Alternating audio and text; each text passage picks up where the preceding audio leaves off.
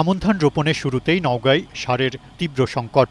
সরকারি বরাদ্দ কাগজ কলমে থাকলেও মাঠ পর্যায়ে কৃষকরা পাচ্ছে না চাহিদা মতো সার। খোলা বাজারে কেজি প্রতি ৫ থেকে ৬ টাকা বেশি দামে কিনতে হচ্ছে, এতে বাড়ছে উৎপাদন খরচও।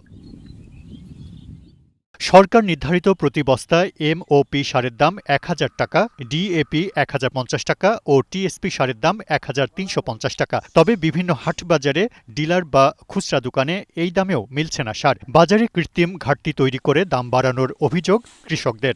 সারের দাম একটু অনেক বেশি, তারপরও সময় মতো আমরা সার পাচ্ছি না। ডিলারে সার পাওয়া যাচ্ছে না বা খোলা বাজার সার পাচ্ছি ৩০০ টাকা ধারা। সরকার পর্যাপ্ত প্রমাণে সার যেটা দিছে, এতে করে ডিলারের কাছ থেকে বর্তমান বাজারে কেজি ৫-৬ টাকাকে বেশি লাগতেছে। ডিলারদের কাছ থেকে চাহিদা অনুযায়ী সার না পাওয়ায় বেশি দামে কেনার অভিযোগ খুচরা বিক্রেতাদের।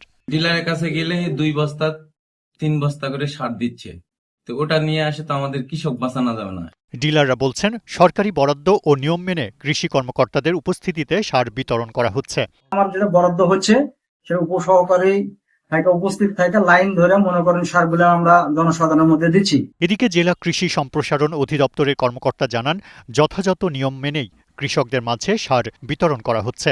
জেলায় এখন কিন্তু কোনো সারের সংকট নাই এবং কৃষকরা তার সুবিধা মতন তারা সার সংগ্রহ করছে। তারপরে যদি সার নিয়ে যদি কোনো আমাদের কাছে যদি কোনো অভিযোগ আসে, আমরা সাথে সাথে আমরা তাৎক্ষণিকভাবে বিভিন্ন ধরনের ব্যবস্থা নিচ্ছি। এবছর নওগাঁয় ১,৯৫,১২৫ হেক্টর জমিতে নির্ধারণ করা হয়েছে আমন চাষের লক্ষ্যমাত্রা। এর মধ্যে ৮৪% জমিতে শেষ হয়েছে রোপণ কাজ। তবে সার সংকটে কৃষকদের কপালে এখন চিন্তার ভাঁজ।